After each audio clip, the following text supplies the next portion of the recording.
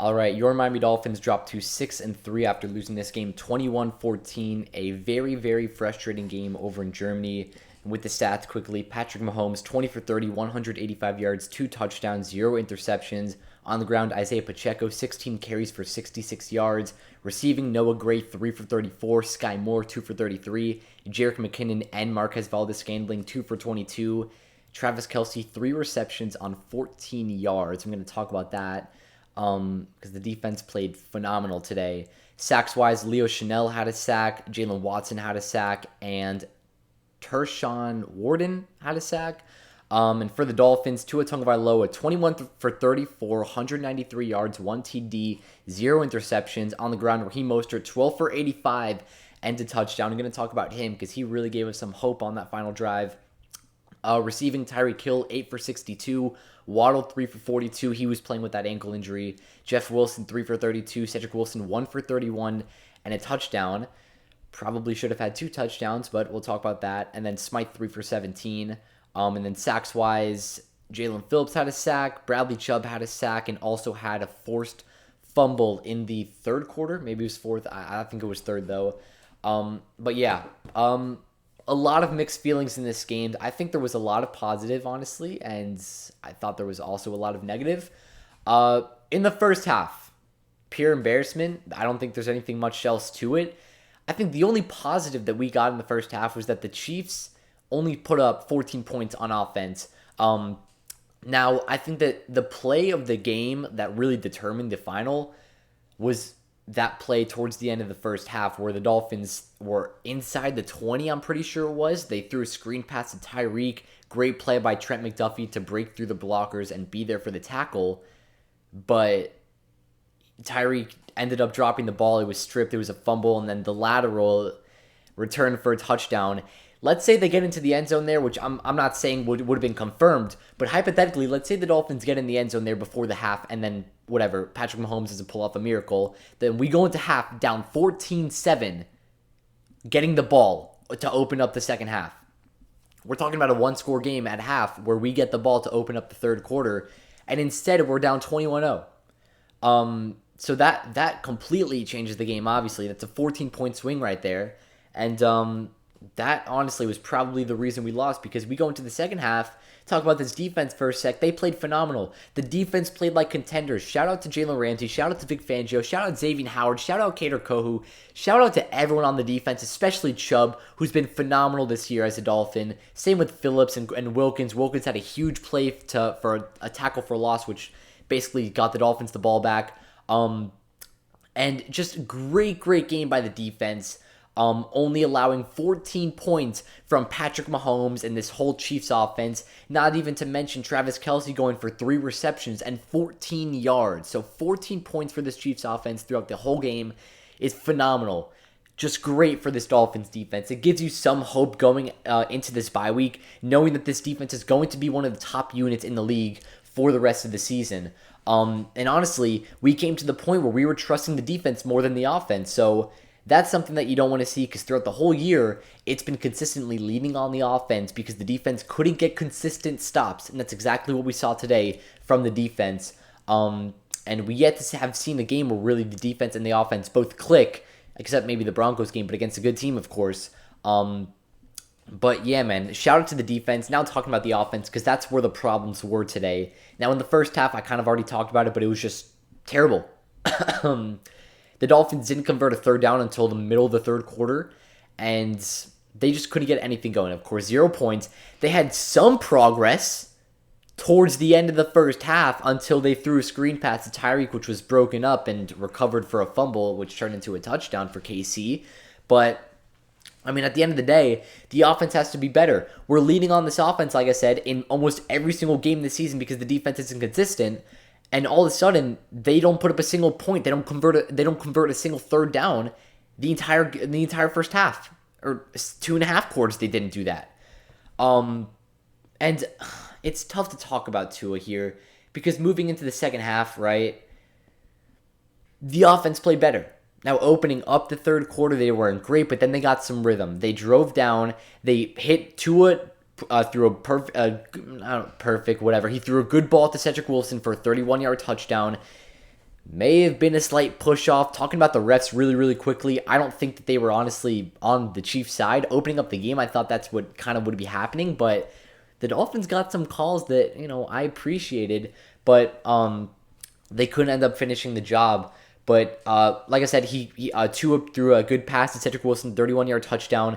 And then I'm guessing the Chiefs punted. Then they came down again. Raheem Mostert scored. Oh no, that was after pretty sure that was after the forced fumble. They scored, forced the fumble. Raheem Mostert ran it in. I'm pretty sure on the first play, or it was a couple plays after. Because we got lucky with a late flag that was, I think, unnecessary roughness on Chris Jones that put us inside the 15. And they ended up converting, made it a one-score game. The offense had to punt. The Dolphins held up somehow on a 3rd and 1, which was crazy because I don't know why they didn't just run the ball with Pacheco up the middle. But for some reason, it was play action, and we ended up stopping them, got the ball back, and we were driving pretty well. And then a minute left, and so 3rd down. I'm going to talk about that play really quickly. Tua throws the ball to Cedric Wilson. At least it looked like it. And Cedric Wilson burned a defender for a touchdown. There was 5 yards at least within separation of Cedric Wilson and whoever was the cornerback on that play.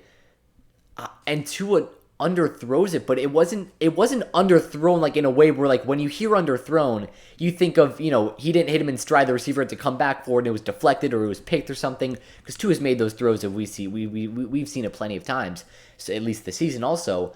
But this ball was thrown in a way where this wasn't just a simple underthrow. It had to have slipped out of his hands or miscommunication. Tua did say it was a miscommunication, but if it was a simple comeback route, that ball wouldn't have been floated up like it was. So I really don't know what it was. We'll probably hear more on it from McDaniel. I think he's probably giving his press conference right now. But I don't know what that play I don't know where the play was going. Because if Tua throws that ball in stride, that's a touchdown. We tie the game up. Maybe Mahomes comes down and they score a field goal. Maybe the game goes to overtime, we lose. Maybe it goes to overtime, we win. But overall, at the end of the day, you can't make those plays, those mistakes. And then on 4th down, of course, it was a bad snap. But when it's 4th and 10, and there's multiple guys coming in motion left and right, and you're looking at the defense, and you're looking at the play clock, the last thing you're focused on is thinking that the snap is going to be to the left or to the right or up or 2 down. You're assuming that this snap, because throughout the whole game, Connor Williams was playing a good game.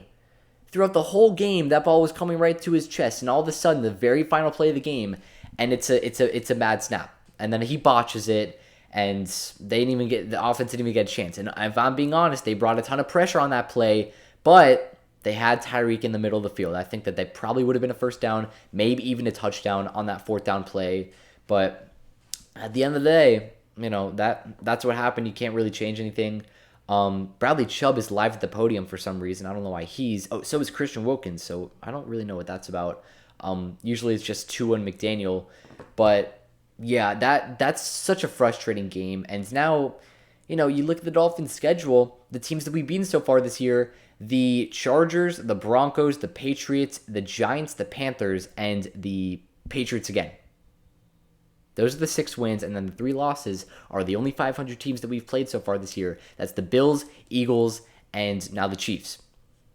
So, if you want to take a look ahead of the Dolphins' schedule, we have the bye week coming up this week, so a lot of time to regather, especially after coming back from overseas. But you have the Raiders to open up week 11.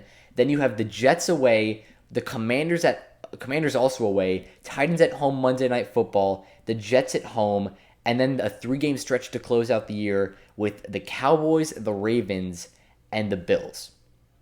But these 5 games right here, Raiders, Jets, Commanders, Titans, and then Jets again, I don't really see a reason why we should lose any of those games.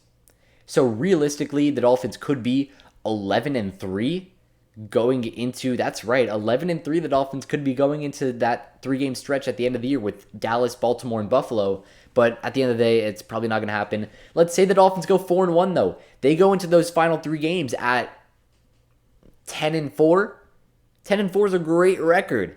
But those games against the Cowboys, which is at home on Christmas Eve, Then the Ravens in Baltimore on New Year's Eve, and then it's the Bills at home to close out the year. We'll see the type of impact that has, because now the Dolphins are 6-3 now. The Bills are 5-3. Let me see the scores because it's 1:11, so the 1 o'clock games have started. I don't know. Oh, the Bills play Sunday night versus the Bengals, so go Bengals tonight. But yeah, man, just a really, really frustrating game. Only because it was winnable. Right? At halftime, I didn't think the Dolphins were going to make a hell of a comeback like they did in the Ravens game, but they had chances. They did. The defense gave them the chance. No points scored by Kansas City in the second half of this game, and the offense had the chance. They were in the red zone, or at the 25, or at the 30, whatever. They were there. They had the chance to win this football game, or at least tie it up and take it to overtime. But at the end of the day, it is what it is. Dolphins are 6-3. We have the bye week coming up. A lot of time to regather. And then the Raiders come to town with Aiden O'Connell at quarterback. We'll see if Devontae Adams is still playing for them at that point. And I don't even know who their head coach is anymore or GM because it's the Raiders. But either way, that'll wrap up. Hope you guys enjoyed. Have a great day. Peace.